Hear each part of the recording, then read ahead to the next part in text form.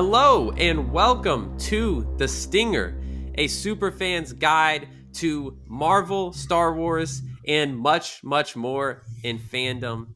I'm your co-host, Josh Gann. Joining me on the podcast today, they've just gained their powers and, they're ready to take to the streets. It's Trent, Neely, and Joseph Snead. How we doing, guys? It's going to be great. This is going to be like a very positive episode. This is just going to be showering praise and love on things. So I'm excited for this one. Yeah, we've got an episode that, I think all of us are going to be pretty happy on. No, trashing on the stuff that stinks. Just talking about the stuff we love. A rarity these days. Yeah. Thank you all so much for being here. We have a really fun episode for you today. I can't wait to get into it. But first, remember, you can subscribe to us wherever you get your podcasts. You can follow us on social media, on TikTok and on Instagram at The Stinger Pod. And you can subscribe to our YouTube channel at The Stinger Pod on YouTube. Trent and I just put out a video, our first video episode on the YouTube channel. So please, if you haven't watched it yet, go check it out. We talked about a lot, including the Dune popcorn bucket. So there's a lot. There's a lot to unpack if you want to come listen to our live therapy session. All right. Today we have a special episode, guys. When this episode drops, the Super Bowl will have already happened. And Valentine's Day will be right around the corner. Real quick, because we're football fans. Do you guys have a Super Bowl prediction? 49ers by 10. Interesting. Chiefs by 8. Kelsey proposes to Taylor Swift on the field. Ooh, there we go. That's what everyone's saying, man. That's what everyone's saying. He got the question at the press conference today. Oh, and Reba's going to slay the national anthem. Oh, I mean, that's a certainty. Of course she is.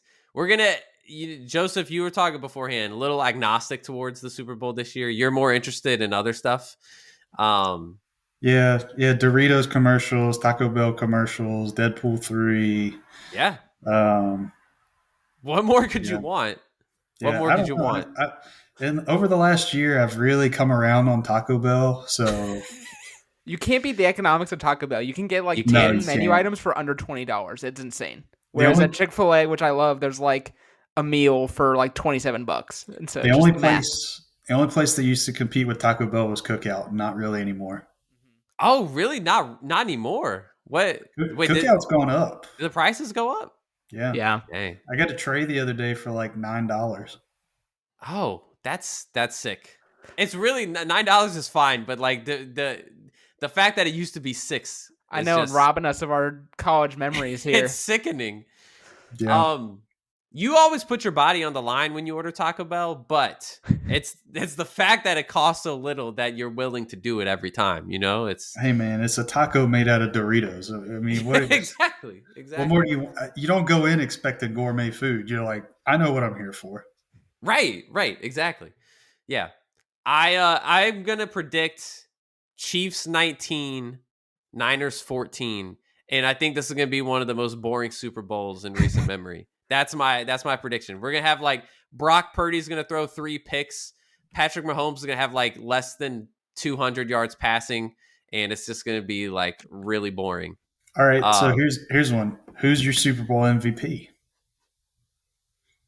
Pacheco. I'm gonna go with the dark horse. Pacheco. That's a good one. I like that pick. Watch it be Travis Kelce. Then that would just be perfect. Watch the script writers, and then and then of course we did you guys see the thing from Scheffler? It has to go to double overtime. That apparently they announced that they're be ready for a double overtime contingency, and he was like, if this happens, the truthers are going to be out in force. It's going to be unbearable if that happens.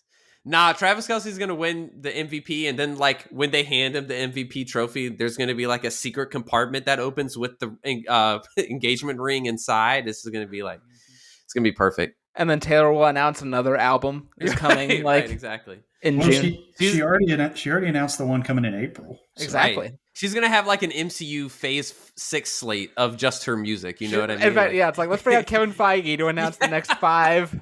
Taylor albums. Are we gonna have the I can't remember what the album name is called, but we're gonna have the review of that in the second or third week of April on the podcast. Oh yeah, the Tortured Poets. We might. If I bring Emily on here, she will 100% do that. I was sitting here like, I know it's not Dead Poet Society, but it's close. It's kind of like she put into ChatGPT like, "Hey, can you do a riff off of Dead Poet Society and just tell me what I should name my album?" Hey, listen, if we're low on content ideas, we might have to have a listening party on here.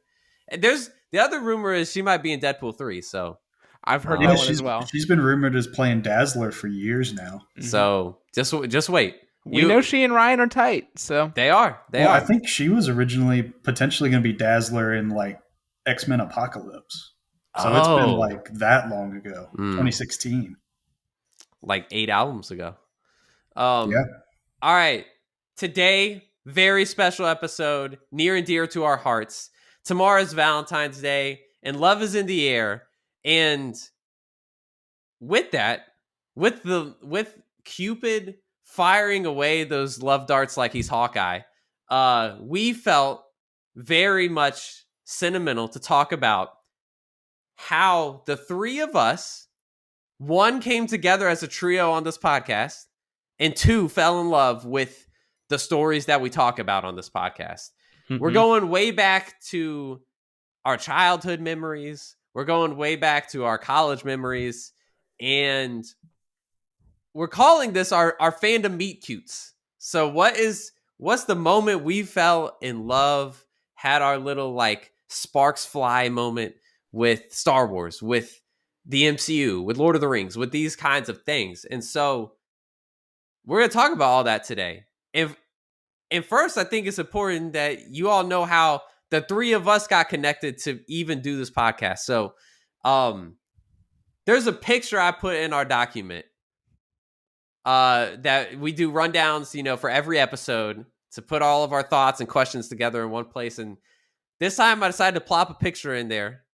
And this is a picture of our group of friends in college. The three of us are all in this picture.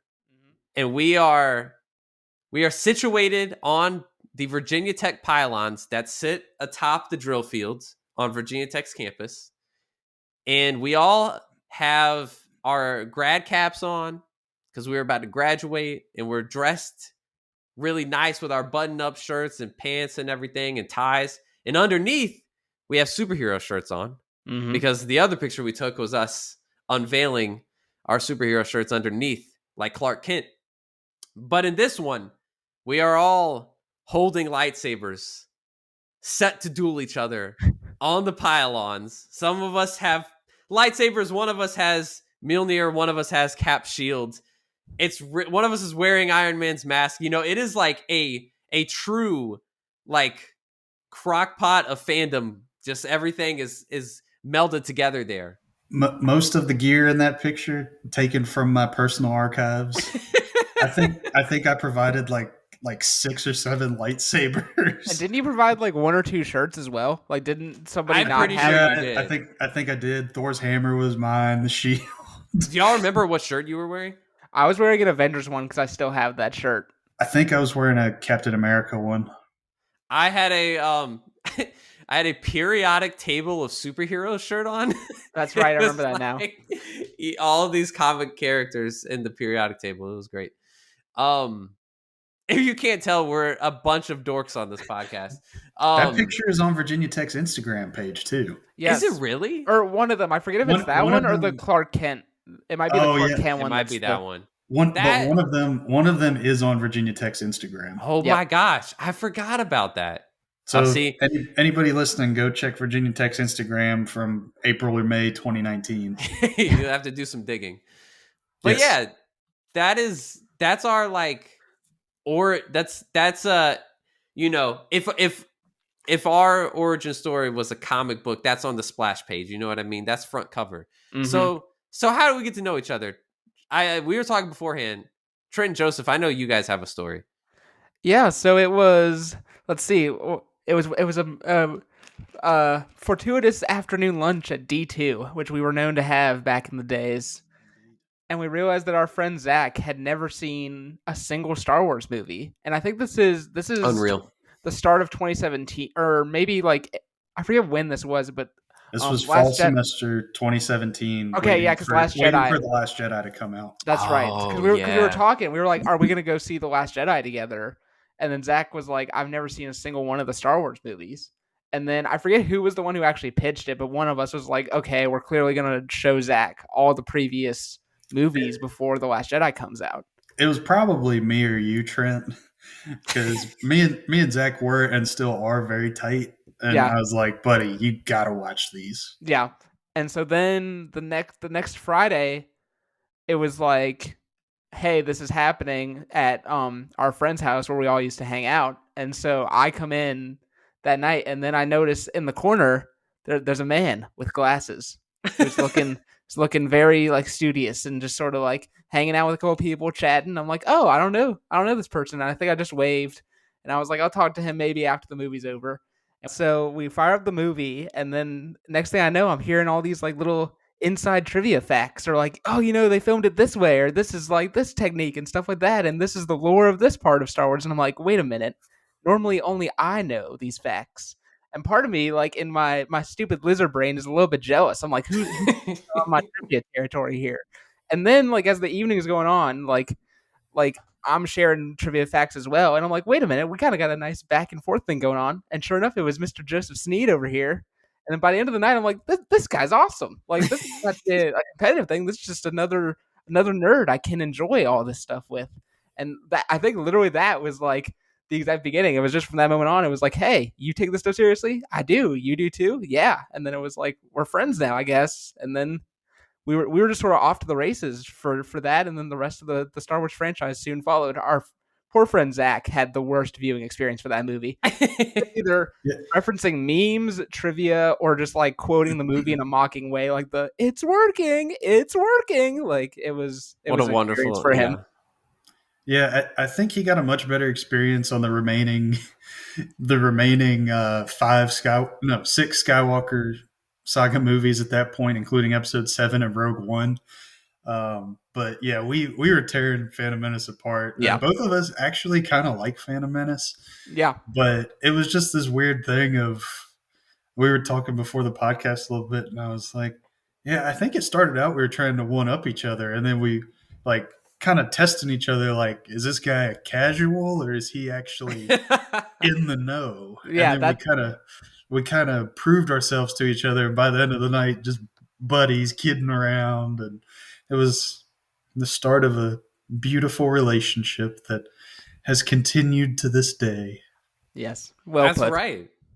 That's right. It's so special. I love hearing you two regale the story. The Star Wars watch parties really were really fun times, really special times.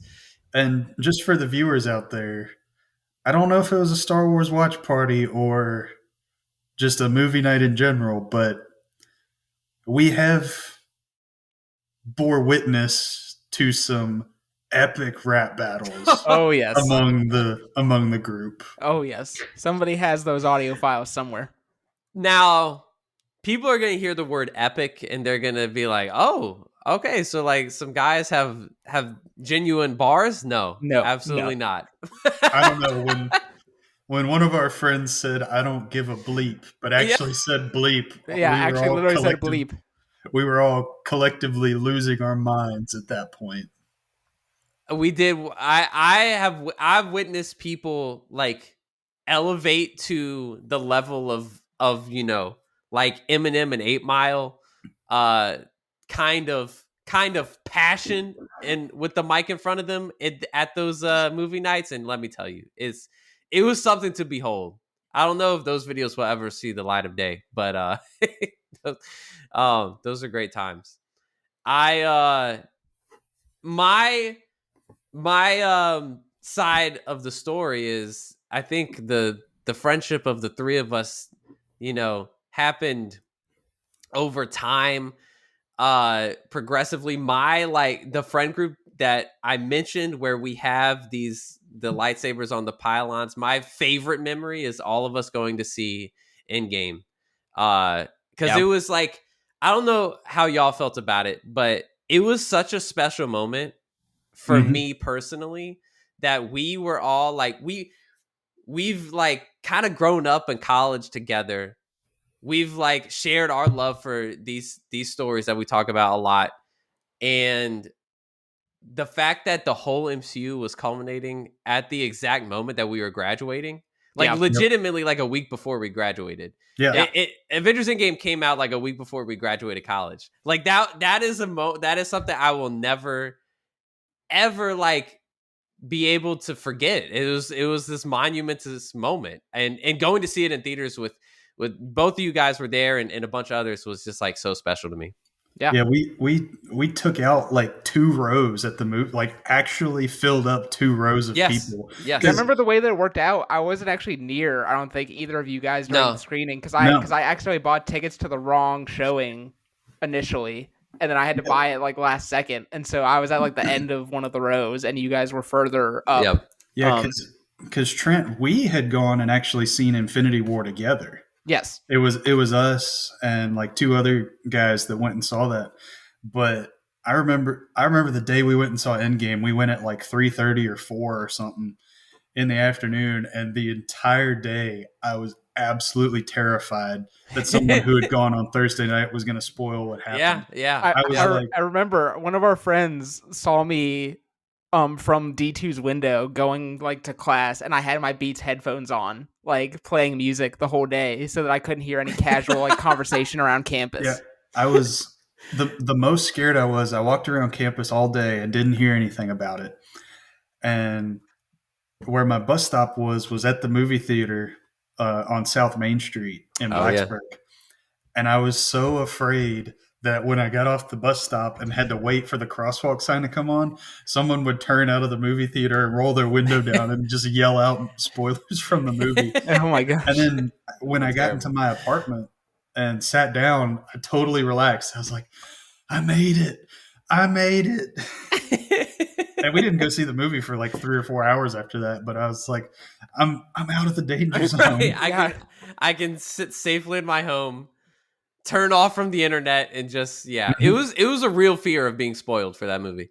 No, I mean the Russos came out with the whole like announcement campaign of like Thanos demands your silence. Like they were trying their best to really encourage people not to do that. And from my memory, people were actually really good about that, even for a couple of days after it came out. Like I don't feel like you heard people openly talking about the big stuff until like 2 or 3 weeks later. Yeah, because I'm kind of hit or miss on spoilers. Like spoilers sometimes matter to me, but like how Captain Marvel played out, I read that like 6 months before it happened. And some of the TV shows I don't really care about, like spoilers. I'll watch it, but the spoilers don't bother me as much. But Endgame was one I was like, nope. Yeah. And another one while we were in college, The Last Jedi was one I was like, nope. Don't want to be spoiled. Same.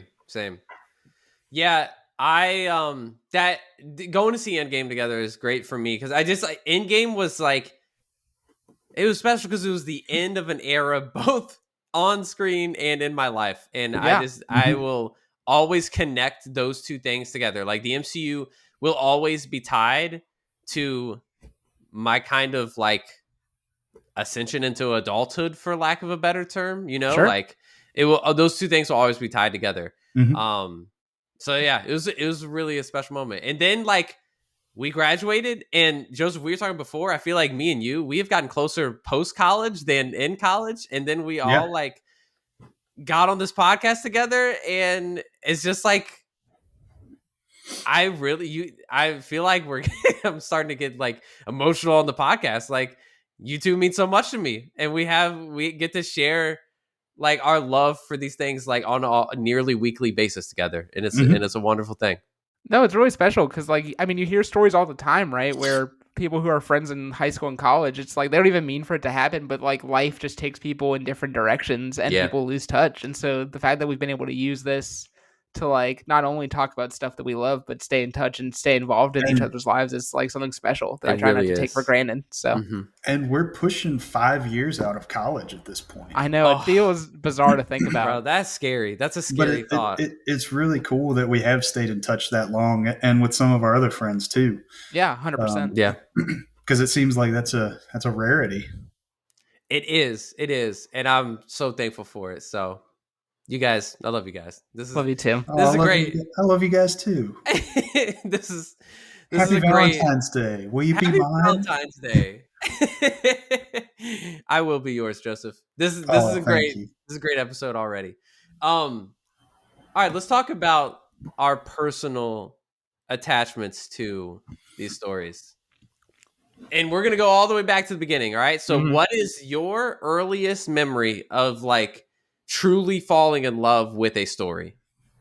I mean, I feel like for me it has to be watching the original Star Wars trilogy on VHS as a kid. VHS, that's crazy, man. Specifically for me, I remember just being like watching the Vader Luke duel in Return of the Jedi for the first time and being like, oh, is Luke going to go to the dark side? And like, what's going to happen? And being like so stressed and nervous about what that was going to be, that like, that was the first time, not just for like a fandom thing, but just a story in general, like fully had me emotionally hooked and invested and like totally enthralled with what would happen. So yeah, it's the OG trilogy. It's a basic answer for a reason.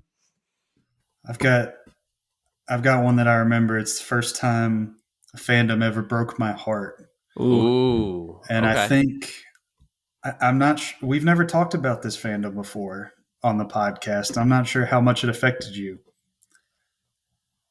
but your boy, little like 3 or 4-year-old Joseph, was sobbing, heartbroken when Steve left Blue's Clues. Oh, Joseph! Oh my gosh, yes. I'm so glad you brought this up. Inconsolable when Steve left Blue's Clues, and I'm sure Joe is a nice guy. I hated him. He was not Steve, not my Steve. But yeah, I had a lot of love for Blue's Clues as a young child. Bob the Builder, classic. Thomas the Tank Engine. I had a lot of the trains. I lost one at the mall one day. Again, tragic occurrence. Inconsolable Joseph, like 4 years old, sobbing. I don't know if I've ever recounted the story of me becoming a SpongeBob fan to you guys. Oh, yes. I would love to hear this. So my parents, when I was little, were the "we are not watching SpongeBob in this house" parents. And when I was 4 or 5, I was usually like a sick little kid. Mm-hmm. And so I had to go in the hospital for like tonsil surgery when I was 4 or 5 years old. In the hospital bed, little like 4-year-old Joseph guilt tripped my mom into letting me watch SpongeBob in the hospital.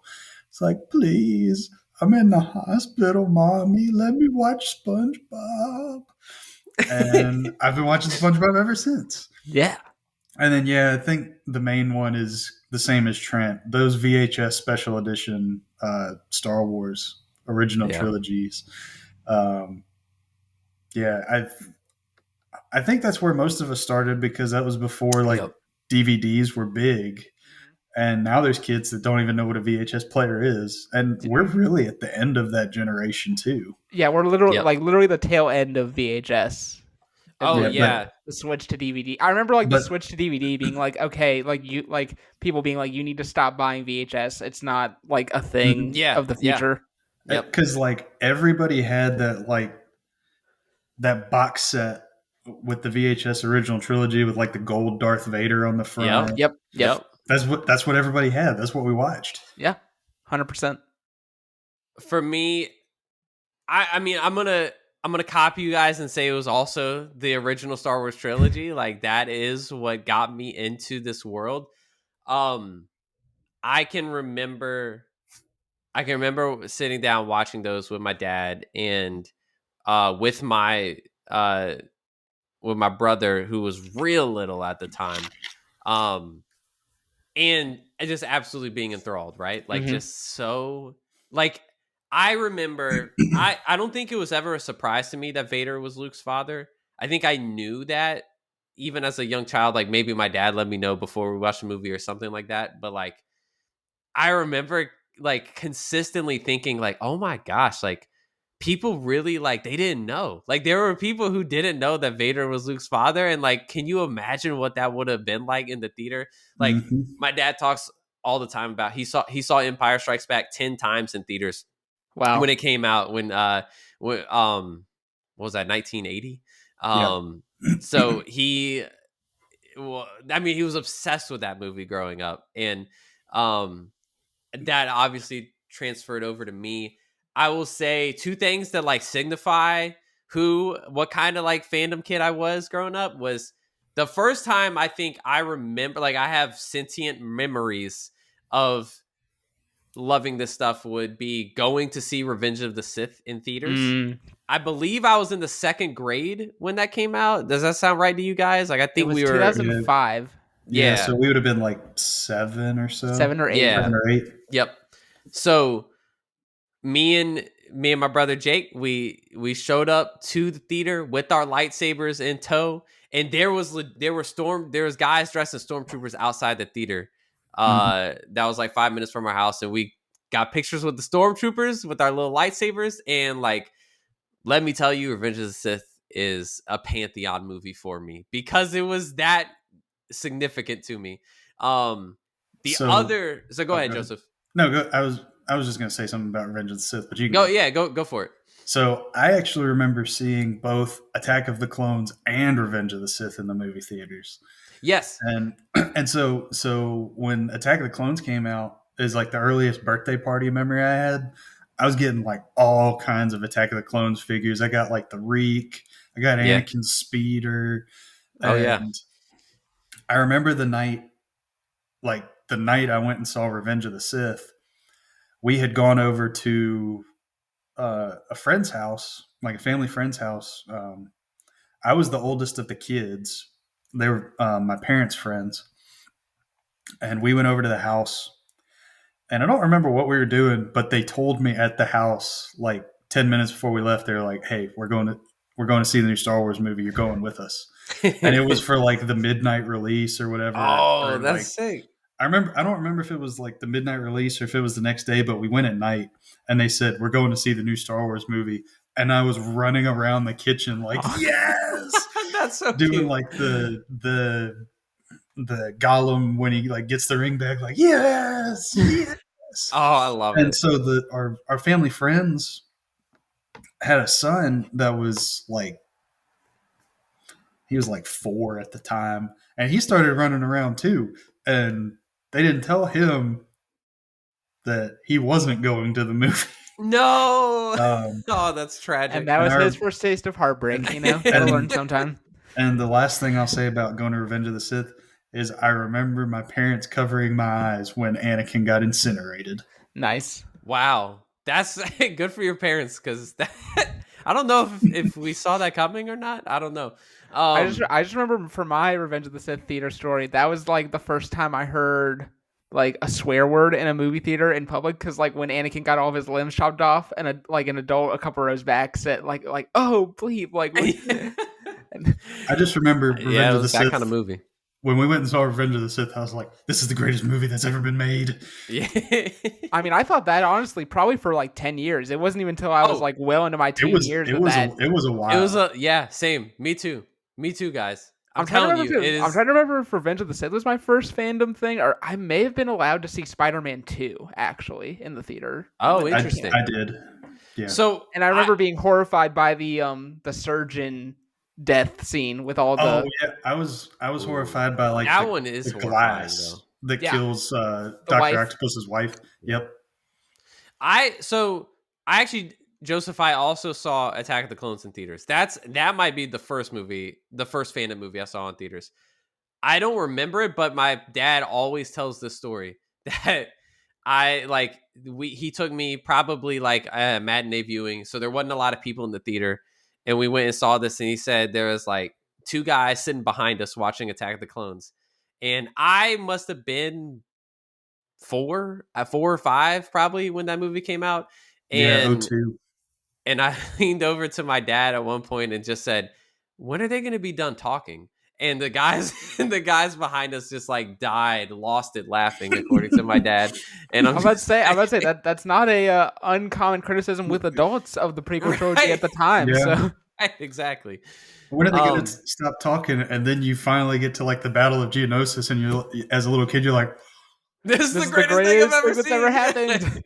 Like legitimately, there's like 500 million Jedi in here. Yes. The lightsaber collection me and my brother owned as children is inspired by the Geonosis battle. Like you never have you ever seen that many lightsabers in the same place at one time. No, and then Yoda tosses aside his walking stick and can do parkour, and that's crazy. like the coolest thing your little brain had ever seen. Crazy. Like the little frog guy can fight. It's incredible.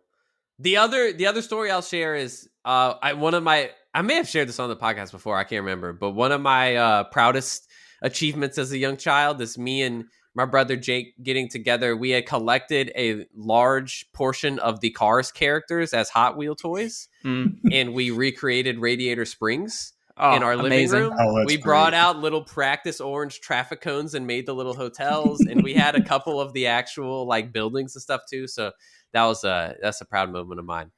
Yeah, my nephew is off tangent a little bit. My nephew's really getting into the Cars trilogy right now, so I'm awesome. I'm rediscovering my love for the Cars franchise.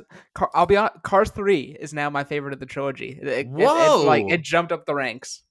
I have still not seen Cars 3. Cars 3 is good. It's really good. Yes. Wait, they finally made like a sports movie, Joseph. Like Creed, Cars 3 is basically like Rocky in a lot of ways. Yeah. It really is good. Because I like the first one a lot. Yeah, I like the first one too. To me, that's the one I gravitate to the most. But have you seen Cars 2 with him yet, Trent? So interestingly enough, he's still so little, right? He's not even 2 yet. But they put on the beginning of Cars 2. I think I remember this story correctly because I wasn't there.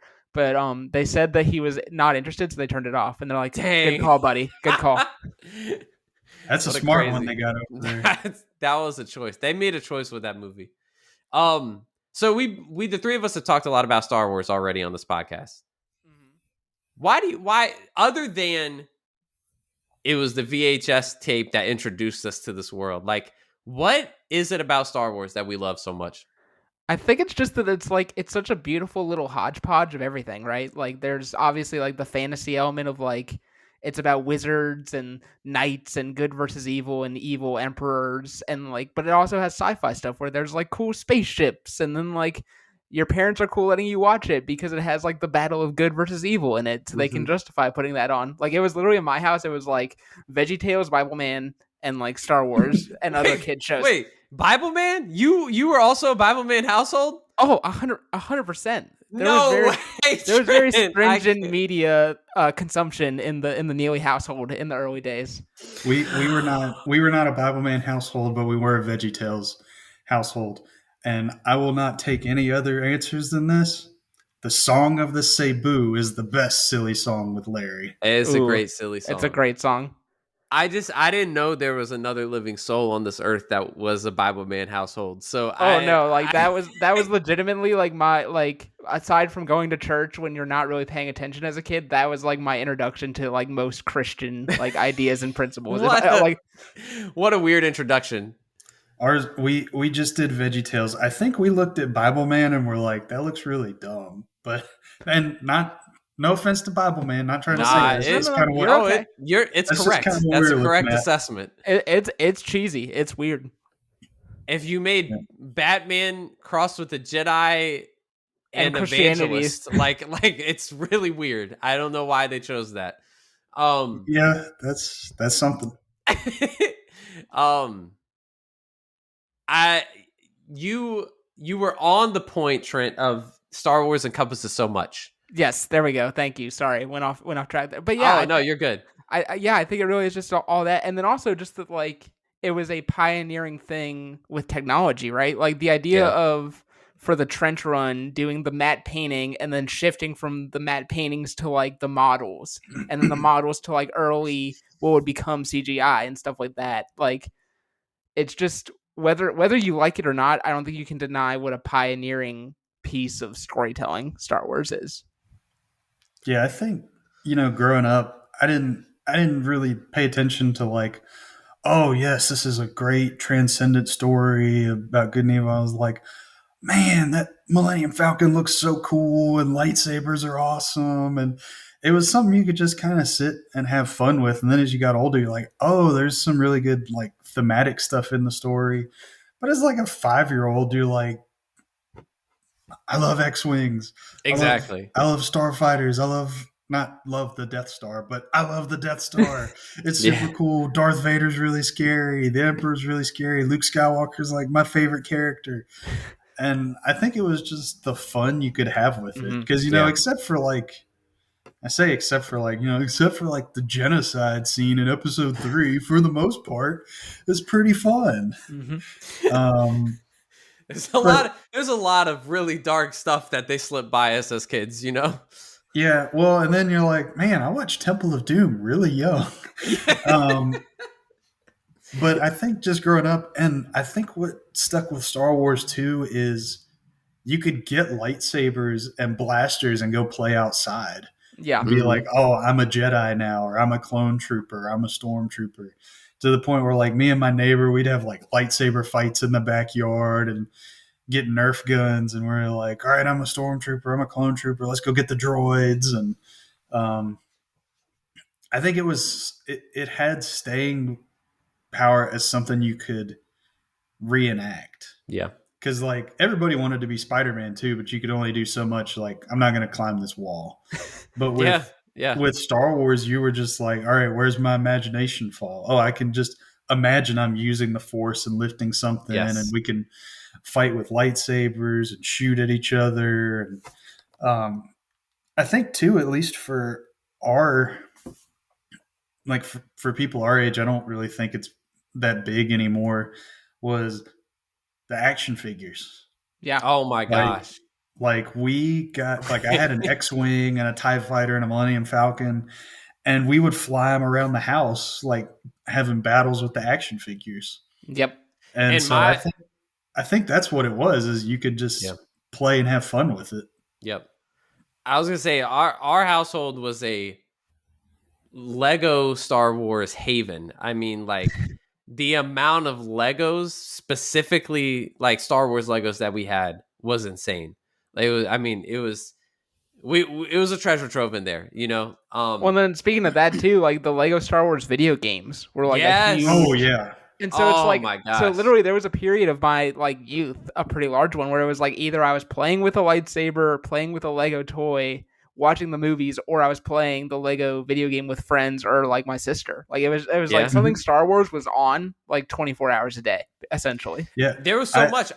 I'm wearing a pod racing shirt right now, and there was a pod racing game on the PC. Yes. You know what I'm talking about, Joseph? Yes. They remastered it for the Switch. I bought it on that. Yo, are you serious? On the Switch. Yeah. You can get it. It's so much fun. I'm about to buy that as soon as we stop recording here. Josh is like, I'm out. Like, you don't understand. Yeah, exactly. Y'all finish the episode. I got stuff to do. Like, I think we just made Josh's day, letting him know about this. You don't understand. The pod racing game is a core of core memories for me. Like, oh my gosh, I love that game so much. Yeah, no, they literally remastered it like during the during lockdown. Like Matt and I were looking at the East store or whatever, and I was like, wait a minute, is that pod racing? And I was like, it's only like $2 or. I've seen that cover. It's like it pops up and you're like, that's not what I think it is it? And then it was. You open it up and you start playing and you're like, I feel like a 5-year-old. Oh my gosh. I forgot about the core memory. This makes me so happy. You have no idea. I'm gonna be sending you updates this weekend. Another game that I'm sure we've all played, the original Battlefront 2. Yes. Yep. It was like the best game. So much fun. I don't know about you guys, but I never like really played the campaign. I just like went into the battle mode arena thing and just like played as Luke, ran around. Yeah. Like, we did all the time. Did a lot of Galactic Conquest. Because you could do the like all heroes mode, right? Where it's like you could only play as Jedi or Sith. Oh man, we used to go crazy on that one. Yep, I think for me, Star Wars is everything you guys said. I'm not going to echo too much what you said, but I think also the themes of Star Wars, you can connect with at any age. Like I think when you're a young kid, there's so much like about truly about like self-belief and coming into your own self, and a coming of age story with Luke is also a coming of age story with Rey in the sequel trilogy for the kids nowadays. Like honestly, like I can't wait to hear, the late Gen Z or Gen Alpha kids now, like when they have their own podcast one day talking about Star Wars and like how much the sequel trilogy meant to them, because that's gonna happen. We're gonna get these kids that are like, that was like, oh yeah, the sequels were my Revenge of the Sith. You know what I mean? And the Rey movie will probably be in that 15 or so ish year later time period from when The Force Awakens came out. Yep. So there's so much you can connect to as a child before you understand some of the deeper themes of Star Wars, of like, just like, if I believe I can do this, and if I have friends around me, and I rely on my friends, like I can do this. And it's such a like a approachable theme. But now, like, we're in our 20s, and like all I want is more Andor. I'm like, please, like, show me more about like how these corrupt, fascist governments rule, and like the way that it like paints a picture into our own world, and then what does it take to form a rebellion. Like, it's so like that stuff is, war politics is so compelling to me now in the world of Star Wars. You know what I mean? Like, no, and everybody made fun of George for talking about trade disputes in Phantom Menace, and now he's sitting there watching Andor being like, I told you all, this is interesting. I was on to something. I won't get into it too much, but it's like everyone was like, George, what are you doing talking about corrupt government? And George is probably like, can you guys look around the world now and see what I was saying about it? Exactly. The prophet George Lucas, not even just really. It's not even just the prophet Muad'Dib anymore. It's like, oh man, George Lucas is out here. I know that reference now. You do. Another fandom we haven't talked about yet that I know is a big deal to all of us is Lord of the Rings. And we were talking before the podcast, like, we all three of us entered into Lord of the Rings fandom at different parts of our lives. Yeah. Trent, when was it for you? So, like most kids, I tried to watch it not when it came out, but like when it came out on DVD. And I have a distinct memory of my parents like going to visit one of their friends, like our neighbors, and like it was like, hey Trent, like we're gonna hang out, like here's a DVD player, watch something. And like for the first 5 times of my life I tried to watch Fellowship, I always fell asleep before we even finished Bilbo's birthday. Like I always fell asleep. Oh, that's early. That's I know. Because I was probably just too young. And then my one of my really good friends was like really into Lord of the Rings, and he showed it to me for the first time, like actual start to finish in middle school, and I was like, this is pretty good. And then but it really wasn't until end of high school, or even maybe it may have been college, because I think they got added to Netflix when we were in college for a while. Okay, and I was like, I watched all 3 because I was reading all these articles about fandoms at the time, and like they kept showing up as the best thing or the best trilogy, all of the surveys, and I'm like, are they really this good? And then I watch them and I'm like, these are incredible. And so yeah, really it wasn't until college and like the last 7 years or so that my proper obsession with Lord of the Rings has begun. And now Matt and I have gotten Emily obsessed, that like she and Matt will throw them on randomly when they're like, what else do we want to watch? Nothing. Like, let's watch a piece of Lord of the Rings. So yeah, it's been amazing to watch that sort of sprout late in life. Oh, that's cool. Yeah, so I think my parents tried to get me to watch it when I was younger, maybe in like elementary school. And so we were watching it, and Bilbo Baggins in Rivendell does his thing where he like tries to take the ring. Oh yeah. Yep. And it scared me, and I was like, turn this movie off. I don't want to watch it anymore. And poor memory jump scare. I didn't watch anymore. I didn't watch anymore until 9th or 10th grade. Around the time The Hobbit was coming out, because I don't even remember what movie we were seeing, but there was a trailer that came out for The Hobbit, and my dad was like, we're going to see that movie. And whether I saw it or not, he was like, I'm going to see that movie. Because I've gathered my dad is like a giant fantasy nerd. So it's kind of interesting, kind of getting older and being like, wait a minute, my dad reads those books too. Yeah. But I was in 9th or 10th grade when I watched it. And so we had the extended editions. And so we were watching them. I was watching them with my parents. And I don't think my sister cared for them. But I was watching like wait a minute, I've been missing out on this stuff. And yeah, I mean, I've loved those movies ever since, and probably watch them once or twice a year ever since then. Um, I've actually been watching them in the last week or two. I'm partway through the Two Towers. Nice. But it's just something that it ended up becoming like a family tradition. Like when I would come home from college and my sister was still living at home before she got married, we'd watch them like every Christmas. Like That's not really cool. I think we'd watch it like after Christmas, after you've watched all the Christmas movies. But we just sit and watch all the movies, or we watch them in the summer. But it was something we would do as a family as we got older. My sister, it does hurt a little bit. She says The Hobbit is better, and I'm like, sorry, that's just ridiculous. I'm like, sorry, but you're wrong. Like you're just objectively wrong in this case because you haven't even read the books. But yeah, both of my parents love Lord of the Rings and Star Wars, so I've kind of had that growing up. But Lord of the Rings came about later for me. And you, I mean, like, because you've read the books too, your knowledge of Lord of the Rings is, to me, unmatched, Joseph. Like, in people I know in my life, I will always go to you first about if I need to know something about Lord of the Rings. If you need something for like Lord of the Rings or Star Trek, I'm your guy. I think Star Wars, I'm still the guy. You guys are probably catching me, but I've read like 40 more Star Wars books than you guys. And the comics, so, like you got deep knowledge. Yeah, for sure. I think Trent has me on MCU stuff though. Maybe. I mean, I have seen Iron Man 2, more times. So just that alone, we know my Justin Hammer knowledge. At some point, you're going to have to show us your Justin Hammer cardboard cutout.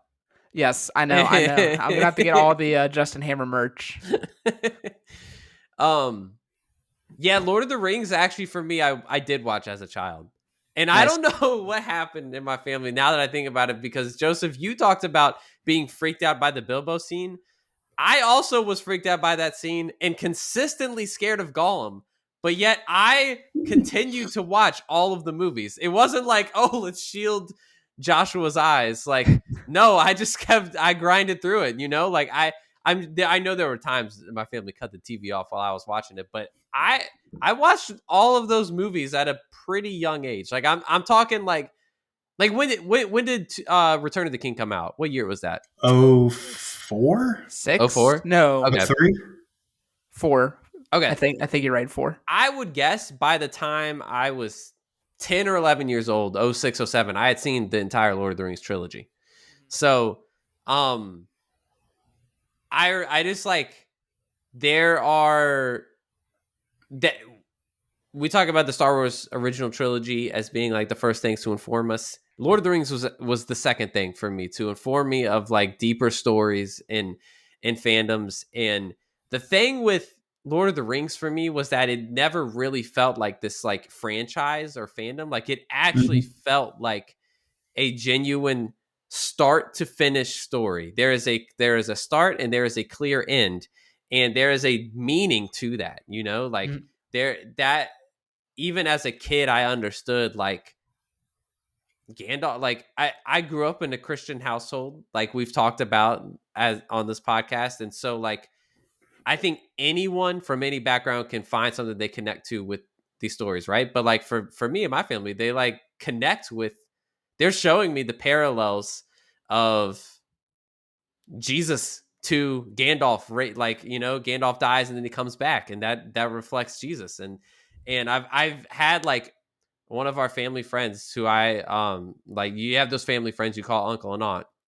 One of my uncles, like in our house, like getting like teary-eyed talking to me and my brother about how Lord of the Rings like taught him things about his faith. It was really, really cool. Like I didn't understand it as a kid, but I had such a reverence and respect for it as a kid because of like understanding the deeper, like understanding the start to finish story. And there is power in the stories that we watch and consume. You know what I mean? Yeah, absolutely. So the other thing, all right, we talked about at the beginning of this podcast is the MCU. Mm-hmm. Endgame was a cultural moment for us.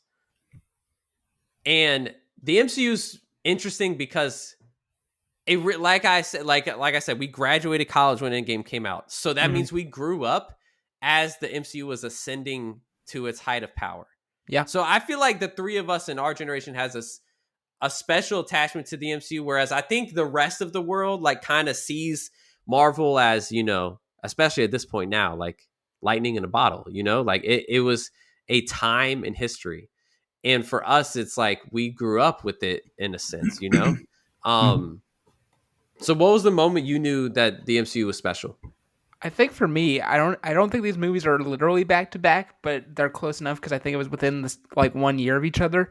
It was the 1-2 punch of Guardians of the Galaxy and Ant-Man, where I was Oh, okay, the like I figured that like Captain America, Thor, and all these things would do well. Like Avengers, I was surprised that they like made the crossover happen somewhat, but I'm not surprised that that movie did well. But whereas like with Ant-Man and Guardians, it was like here are these sea level comics that like people hadn't really heard about except for the diehard Marvel fans, and like movies that people loved, and like I would argue now are like two of the best ones they've ever made. yeah. Um, and the fact and like specifically too with Ant-Man, I remember that was the case with Paul Rudd playing Scott. For me, that was like an actor that I knew pre the MCU Mhm. who had like an established career, like voluntarily joining this universe because it was the whole thing with like Robert Downey Jr. kind of had the downswing in his career, came back with Iron Man. Chris Evans was sort of known a little bit for Fantastic Four, but came back with Captain America. And then Paul Rudd was like famously in comedies for the early 2000s and then came into the MCU. I was like, oh, they can get like A-list celebrities who Yeah. are doing other things into He was this a universe household now. name. He was the Yeah. first real household name, I feel like. And so, yeah, I think it's those two movies that I was like, they can do basically any comic now. And no matter how weird or Yeah. niche the story feels, they can make it into something successful. That's so interesting that it was Ant-Man for you. I just think that's such a like obscure moment. I don't think about it, but you're right. That was a moment. Joseph, how about you? Yeah, so me and Marvel movies go way back. Like I remember me and my dad would go and see them. Like I remember seeing Spider-Man 2 and 3. I remember seeing X-Men 2 and 3. X-Men Origins Wolverine, me and my dad went and saw. And I remember us going and seeing Iron Man and being like, whoa, this is really cool. And then I still remember us going to see Iron Man 2, and it was like a raging thunderstorm outside of the theater. Like they'd have like the battle scenes in Iron Man 2, and you wouldn't hear it.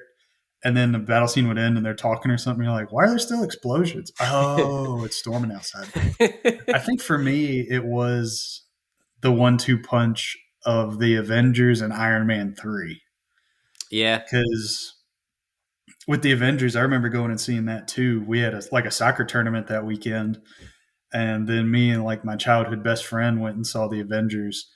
And I remember being a big fan, and I walked in, and my parents had given me like $20 or something to get in, and I went up to the concessions. I was like, I want the large popcorn. Give me the large popcorn. I'm walking with this bucket, and we go sit down, and I was like, man, this movie's so much fun. Oh, look, it's the Hulk. Oh, look, Iron Man's here. And it was a really fun movie. And then I remember going and seeing Iron Man 3, and it was a group of us from high school. This was before all of us could drive. And we somehow coordinated going to see Iron Man 3 together. We kind of screwed it up because we ended up in like 3 different theaters. It was like 10 of us that went. But it was still something where like it was like the first movie I remember going to with like friends from school. Yeah. That we all got together. Like our parents dropped us off and then came and picked us back up again. And we were watching Iron Man 3. And then, about that time we were figuring out like, oh, wait, if a movie makes $1 billion, that's like a really big deal. And Iron Man 3 made like 1.3 billion or something. And for me, it was like, oh, this is really, really cool. And I liked Iron Man 3 when it came out, just saying. But I think for me, it was the Avengers being followed up by a movie that was also really good. Yeah.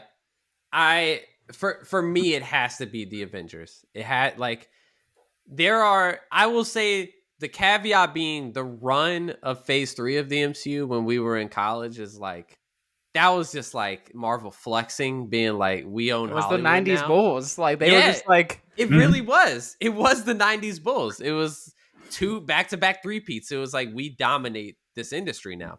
But the moment when you first knew was the first Avengers, because you like, I had been to the theater to see, I think, all the movies up to that point, except for Iron Man and the Hulk. So I've seen Thor, I've seen Iron Man 2, I've seen Captain America, the first Avenger in theaters. And then you go and you're like, all right, this is cool that they're doing this Avengers movie, but like, is it actually going to work? And then it's like, it becomes a staple in pop culture for the rest of time.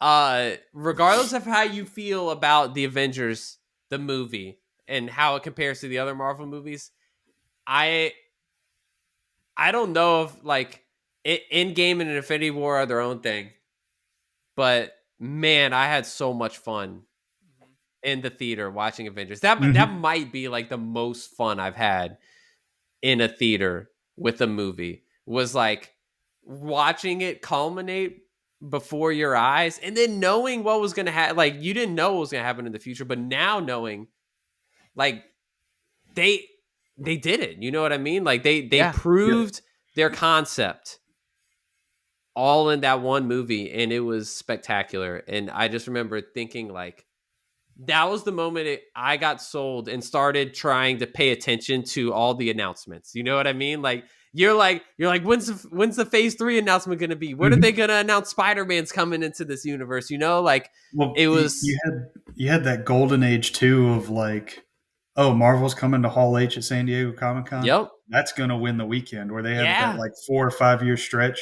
Yeah, where DC was like, here's a couple of movies coming out, and Marvel's like, this is what we're doing, and you're all going to go see it, and it's going to be awesome. Exactly. Yeah, it was that. You're exactly right. It got us to pay attention, to not just like go to the theater, but to pay attention to every rumor and every like anticipate everything. And like, imagine that with any other industry, where like a company could just be like, here's a graphic for a new thing that we're making 5 years from now, and people being like, yes, this is the great. And I think it's important to remember too, Star Wars was dead at that point. Pretty much. That's true. The Clone Wars was coming out, but as far as like movies, Star Wars was dead. Yeah, it was. You're right. They dominated the time in between Revenge of the Sith and Force Awakens. Like that was. They captured the moment pretty well, honestly. Yeah, 100%. Okay. What's something that you love personally? Because we've talked about a lot of shared loves here. So now we're going to diverge. And what's something you love that you know the other two on this podcast do not share that same affection for? I almost want to just throw it to Joseph first, because we know Joseph. We know what he you're needs his say. Time. Look, one of these days, I'm just going to kidnap both of you and tie you up and get that thing that holds your eyes open and say, you are watching the Star Trek movies now. And we're going to skip the bad ones, but you're going to see the good ones. And then we're watching the TV shows. And everybody on the podcast has heard me talk about my love for Star Trek before. I don't think I need to take up that much time on it. Mine is Star Trek. It's so good. I mean, I have seen, to be fair, I've seen all of the Abrams timeline shows. Hey, I think the 09 Trek is great. I think so too. It is great. It is not among the best that Star Trek has ever done, though. Okay, well then I need to dig deeper. That's the thing, is people have such a love for the stuff that you love, the old TV shows, that those movies to me and Trent are like, these are good. Like I was digging Into Darkness, you know? I mean, like I'll be honest with you. I was. But see, the reaction that you're giving is like, the first and the third one are good, and they're probably in like the middle, but closer to like the top of the Star Trek movies. But they don't touch some of the old ones. Here, you know what, Joseph? I just thought about this, because there's a lot of stuff I missed in fandom. Like, you can tell listening to this podcast, I'm really into Star Wars. I'm really into Marvel. I'm really into Lord of the Rings. but like I just read the Harry Potter books for the first time. I'm just watching some Avatar episodes for the first time. If you gave me a list of essential Star Trek episodes, I might be able to do that. Yeah, I think it is the size of Trek because I'm a completionist usually by heart, and so like the size of Trek intimidates me, and then I'm like, oh, it's so big, I can't get into it. Yes. The hard thing with the essential episodes is some of the best episodes you can't watch without some of the history of other ones. Sure, that makes sense. That makes sense. Especially Deep Space Nine. I can throw you random Next Generation episodes and you'd probably be fine. But Deep Space Nine is like how modern TV is serialized. They did it in the 90s. So their whole story just keeps building. Yeah. But I mean, I could drop you some TOS and Next Gen episodes and some of the movies. And I believe I have seen some like Next Generation stuff with my dad. But yeah, I'll let you just let it ruminate, Joseph. I will see if you can. I would be interested to do something there. I could probably make that work. All right, Trent, what about you, man? I finally got to talk about it, guys. Batman: Mask of the Phantasm. When we were doing the thing of like what's something from your childhood that's like the entry point in fandom, I could have easily made the argument for this movie / Batman the Animated Series. This movie it's 100%. I will disclaimer it right now. 100% of it is based, or not 100. A large portion of it's based on nostalgia. But it is genuinely my favorite Batman story to this day, like including the live action ones. Wow. I think this movie is so good, covers so much about the Batman and Bruce Wayne mythos that all the live action movies do, but it does it in 90 minutes instead of 3 hours, like the Batman of the Dark Knight. It's a story of Batman trying to figure out who is a serial killer killing mobsters in Gotham City. Somehow that's a plot in a kid's movie. And also deals with the flashbacks of Bruce's relationship with this woman called Andrea Beaumont. And it goes in these parallel stories. And it's incredible. Kevin Conroy as Batman's like my favorite Batman. Mark Hamill as the Joker is the best version of it in this movie, even compared to the series. Shirley Walker's score is like operatic and scary and amazing as all get out. I just love this thing so much. Rewatched it during the pandemic. Holds up great. Interesting. So there's a chance that I've seen this, but I'll be honest, my memory, I don't have the best memory. I have seen a lot of different animated Batman media. Sure. I've seen some of Batman the Animated Series. Okay. I think I've seen one of the Justice League animated movies. Probably. A lot of it visually kind of like looks similar. So I might have seen Mask of the Phantasm, but like that could have been the animated series. I'm not completely sure. What distinguishes this from the animated series? Well, so it has like it's more of a film ratio, literally, because it was made like they put it in theaters. And then the big thing is like the Phantasm looks different than any other villain that is a villain original to the movie and not in the series. Okay. And there's a pretty famous showdown for Batman and the Joker in like an abandoned fairground in the movie that's not in the series. So if you've seen anything of like a fairground being destroyed or like like big giant robot mannequin things being around, that's from Mask of the Phantasm. Okay. I might have seen this thing. Anyway, it's streaming on Max right now. If I've sold anybody on this, yeah. When's the last time you watched it, you think? Like 6 months ago. Nice. Yeah, I now that I like rediscovered my love for it and bought it during the pandemic, and it held up surprisingly well to my memory. I throw it on every couple months now. That's awesome. I love that. Okay, for mine, I have like a couple things like kind of percolating on my mind. The first I will let me think. The first one I share will be me and my family used to watch this together. I will admit that I dropped off around season 4 or 5, that I have not seen all of the show in completion. But to me, in its heyday, when I was watching, me and my family watched every episode for a while and got really into the story.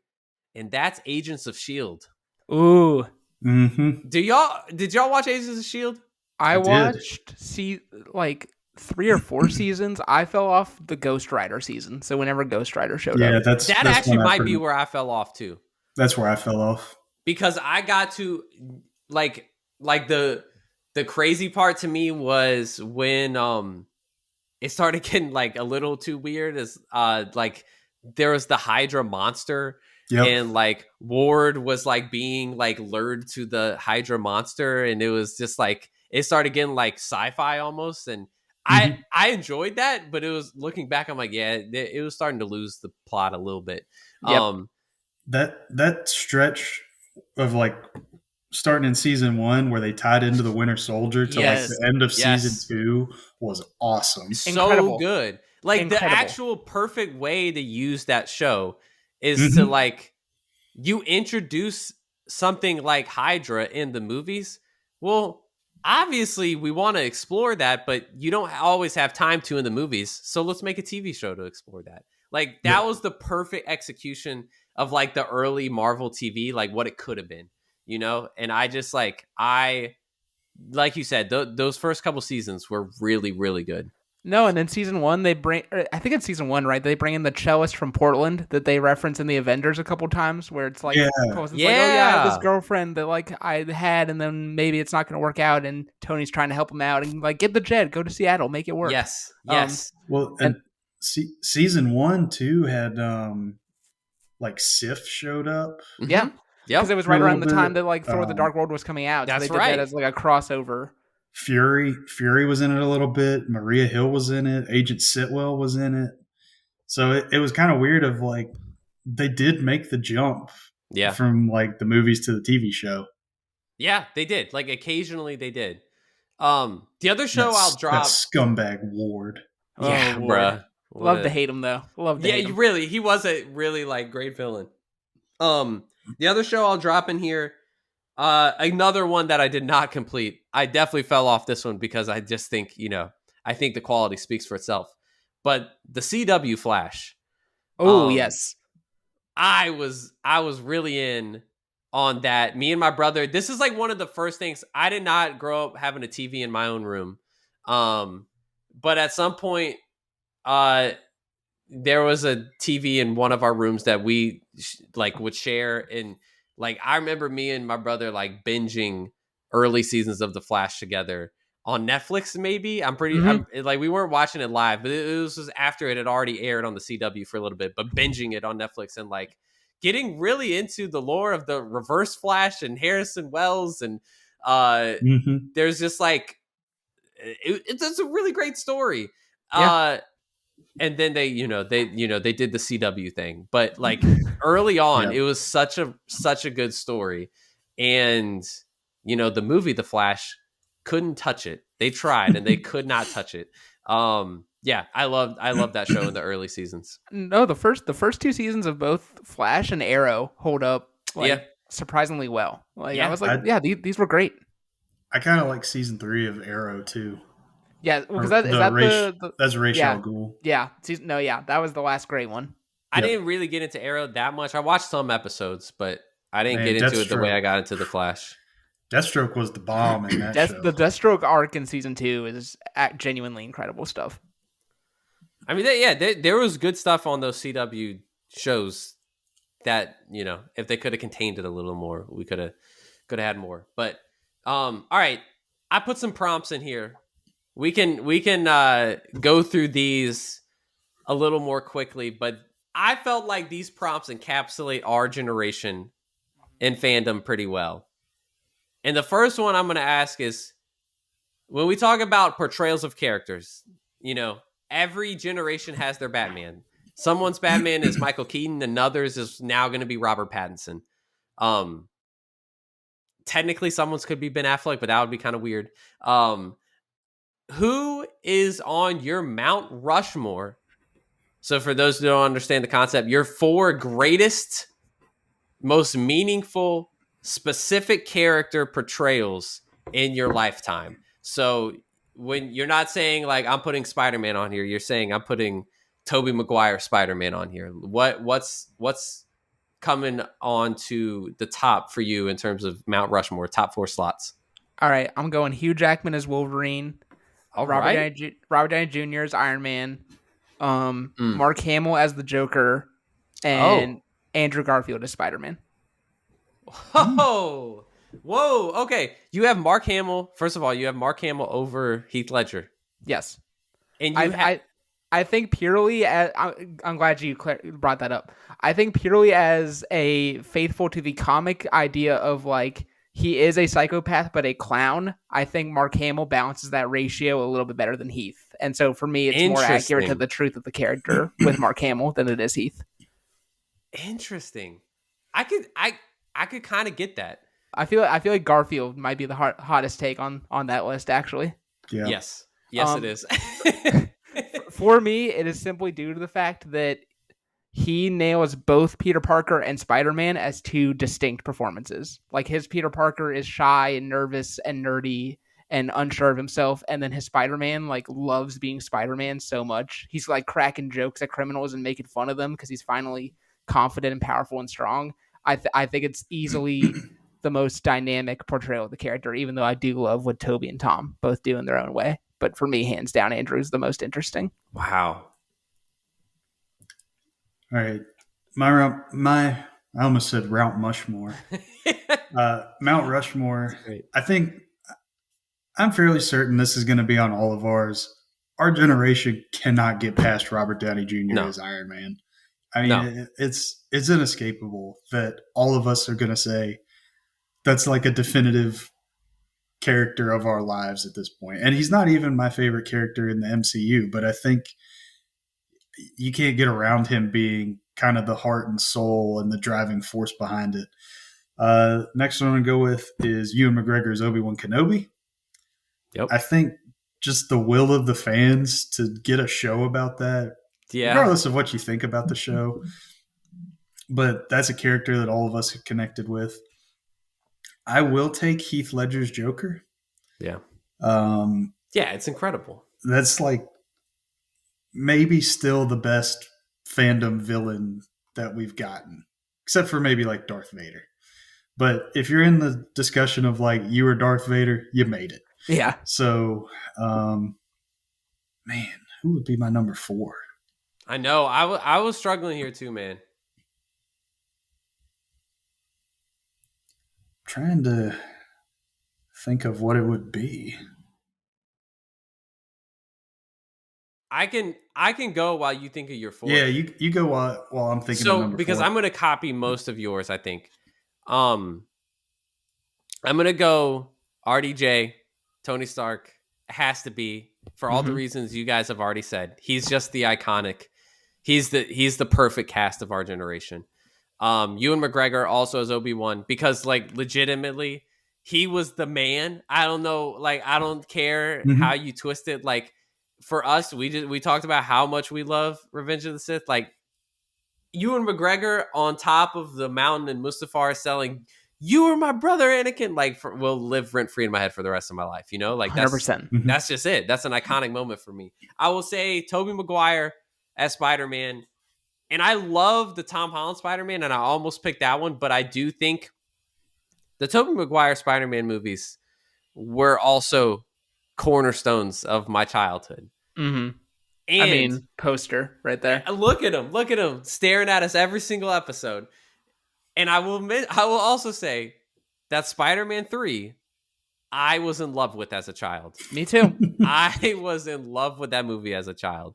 If I had to make the choice between X-Men 3 and Spider-Man 3, I'm taking Spider-Man 3. 100%.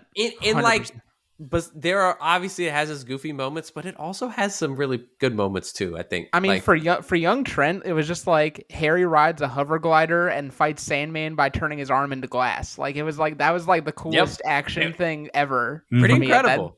Yeah, pretty incredible stuff. Lastly, this is the one. I was like you, Joseph. I couldn't think of one. I think I have to say Chadwick Boseman, T'Challa. That's a great pick, actually. I think that's the one that, unfortunately, I really hope not, but like it could easily be forgotten because he just wasn't here long enough. But that's probably the second.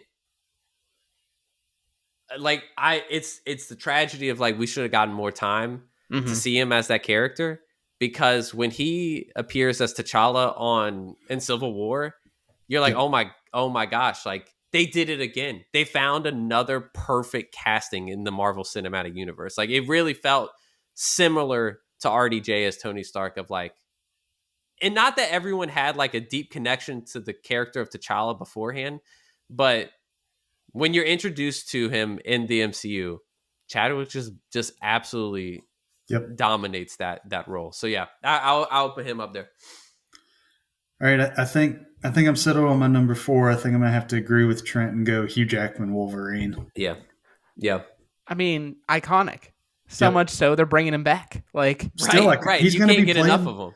He's gonna be playing this guy for like 24 years, which is fine. Let him continue. Okay. This one, really fun. I'm excited for it. You can only keep one. And these are, again, foundational to the three of us. You might be listening and be older or younger than us and be like, this is whack. But this is going to be very difficult for us. You can only keep one of these. Lord of the Rings. The Lord of the Rings trilogy. We're not counting The Hobbit. Sorry, Joseph's sister. Clone Wars and Rebels together. That's a package deal. Phase 3 of the MCU. So everything from Civil War to Endgame. And then the entire Harry Potter book series. This one's hard. I'll give it to you. Because I love all these. They're all great and are essential parts of their canon in many different ways, but there's only one that I'm like, not only is this a great fandom thing, this is just like one of the best works of art that we've ever received. And I feel like the craft of storytelling is worse off if these things don't exist, and that's Lord of the Rings, like 100%. Okay. I can see you saying something different there. Okay, Lord of the Rings it is. You're saying goodbye to Clone Wars and Rebels. Yeah, that hurts, and obviously, like just like tossing it seems cavalier to toss out Endgame like that, but Yeah. I will also take Lord of the Rings because I think Star Wars is still good without Clone Wars and Rebels. There's good MCU stuff without Phase 3, even though Phase 3 was kind of the golden age, and I like Lord of the Rings more than Harry Potter, so I will also take Lord of the Rings. This one is extremely tough for me because, as you guys know, I just finished reading Harry Potter for the first time in all of its entirety. And I was enthralled. I was deeply moved by it. Now, it is it's complicated now because of J.K. Rowling. It makes it a little bit harder to feel attached to, I think. But man, that story is one of the most beautiful works of art in pop culture, I think. However, because I read it recently, I don't have quite the same attachment to it as these other things. So I think I'm going to say Phase 3 of the MCU. Nice. Because I'm glad somebody did. Because for me, that is, like I said, I cannot disassociate it from my own life. It ties together with my growing up years. Sure. So it's Phase 3 of the MCU for me. Yeah. All right, this one I'm excited. Actually, I'm gonna ask this question first, and then we'll end on the Would You Rather. Most slept on fandom piece of content from your childhood. Okay, I don't know if you guys have seen this or if we talked about this, but one of the animated superhero shows that I feel like doesn't get talked about enough is X-Men Evolution. This is not the X-Men cartoon series that like is getting the reboot, but the one of like them all in high school. I know about this. I did not watch it, but I know about this. Okay, I am a sucker. Like, this is just a thing about me in general for like teenage melodrama stuff. So like the OC, like one of the best first seasons of a TV show ever. But yeah, no, just taking it back to like high school and having these kids figure out who they are as people before they're even a functional superhero team, I think is just incredible. The theme song for Evolution might be like one of the greatest TV intro theme songs ever. That guitar solo in it shreds so hard. So yeah, more and more people should watch Evolution on Disney Plus.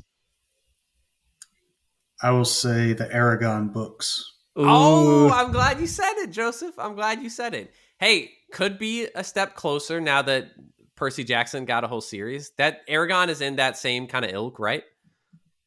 Yeah, and Aragon's in development at Disney Plus. Oh, that's right. There we go. Look at you, together. Man. Living large. It's gonna be that's gonna be a great time for you. I never read the Aragon books, but you speak highly of them all the time. So okay, my pick is the Tartakovsky Clone Wars series.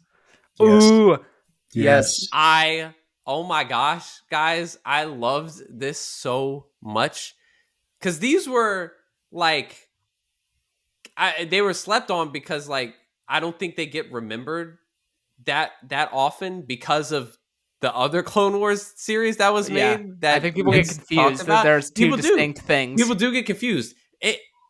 Correct me if I'm wrong. Maybe I'm remembering it correctly, but these were like 15-minute episodes. These were like quick. Some of them were like 5 minutes. I about to say, right? I think there's like 3 episodes total, or like 6 or something, and it's like they're all like less than 12 minutes or something. Yeah, they're like so short. Yes, and it's almost like y'all remember the failed streaming app Quibi? Yes. Mm-mm. It was like a whole streaming service based on short films that were under like 7 minutes or something, or under 10, I think. Yeah, it was no double digits. No, like just Tartakovsky Clone Wars would have killed on Quibi. Yes, you literally just unlocked like a core memory. Like I remember going to Blockbuster and renting the DVD for this. Yeah. And then like the years have passed and I'm like, did I dream this entire like TV series? Because it wasn't really anywhere to be found. Yes. And then like Disney Plus just added it like last year or semi recently, I feel like. And I keep meaning to go back and rewatch it. Oh, it holds up. Me too. I remember watching it on Cartoon Network as it was airing and thinking like basically a description is, hello child Star Wars fans, would you like a dose of violence today? Yes, bro. And I've never seen droids look so human-like in the worst way possible. And I mean, if anything, that show taught everybody like you don't want to throw hands with Mace Windu. No, Mace Windu was the GOAT in that series. He was like boxing super battle droids. I was about to say that image, and then the Anakin Asajj duel are like the two images that I remember the most from that series. Yes. Yeah, Obi-Wan fighting Dirge and them having like a speeder bike joust was really cool. Yes, I'm about to rewatch this tonight. Same. I'm like, I think I need to fire it up. It's so good. That was an excellent show. All right. Last, we will end on this. Would you rather never be able to rewatch the MCU? It will only live in your memory from now, and you can never go back and revisit anything. Or have to, no way around it. And this isn't just like you've got it on in the background. You have to sit down and watch it. Once a week, watch The Rise of Skywalker. I'll take The Rise of Skywalker. I'll take, and I'll tell you why. Because here's the thing. Sorry, Joseph, I cut you off, but it's okay if I go. Yeah. But here's the thing. It's been a couple years now since Rise of Skywalker came out. A YouTuber that I love did a video about learning to appreciate Joel Schumacher's Batman, and he was like, the reason that these movies were poorly reviewed in their time was because it was like this was the Batman movie coming out. It's like, and people were hyped up about Batman every time, right? Now it's like there's a million Batman things to watch, and you can just view the Schumacher stuff as just like one little piece. And it was like at the time, of Rise of Skywalker in 2019, it was like, this is the culmination of everything, and like, who knows when we're gonna get a Star Wars movie again. Now it's like, we got all these Disney Plus shows. We got Andor. They're gonna do the new Rey movie, so they're gonna give her a different ending. So I'm like, I'm okay throwing on once a week Rise of Skywalker and just being like, yeah, this was a piece of the saga that I don't love, but still, I think it's actually still well directed. I think that's something that gets lost. I think it looks pretty good. Yeah, it and does look good. I think Daisy Ridley and Adam Jones do a really good job with like the pure acting wise. So yeah, I think I could watch that once a week, as opposed to giving up the MCU and just living that purely off of memory. Like, no, can't do that. Joseph, you crushed my dreams when you said it couldn't be in like the background. I was like, can I be like cleaning the toilet or something while this is on, or like fall asleep while it's on or something? Hey, if you fall asleep, that's between you and God. You know what I mean? Like I won't be there to judge you. I'll take Rise of Skywalker just because the MCU's so good. And the books and the comics have really been trying to do damage control on it. And they've done an okay job of damage control. Still, I mean, if you polish a turd, it's still a piece of crap. So, I mean, I'll take the Rise of Skywalker once a week just to keep the MCU. But that was mean, Josh. I know. I wanted to do this. I like legitimately like I'm in the shower and this prompt hit me like those like deep shower thoughts you have. Like mine was about what prompts to put on this podcast, and this hit me and I'm like, oh yeah, this is the one. I'm gonna break them with this. I got a quick one for you. Yeah. Rise of Skywalker once a week or Secret Invasion once a month? Oh no. All right, Rise of Skywalker once a week, hands down. There's absolutely no way I can spend 6 hours of my life once a month watching Secret Invasion. Yeah, I kind of have to agree. There is absolutely no way. Like because at least Rise of Skywalker has some lightsaber fights that look cool. Yeah. I get to hear the voices of all my favorite Jedi for those 5 seconds. You know, that was pretty cool. I was gonna say never be able to rewatch the MCU again. Not because I hate Rise of Skywalker that badly. I don't love it. I actually have never rewatched it. And I think that tells you something about me, is that I don't rewatch a lot. Mm-hmm.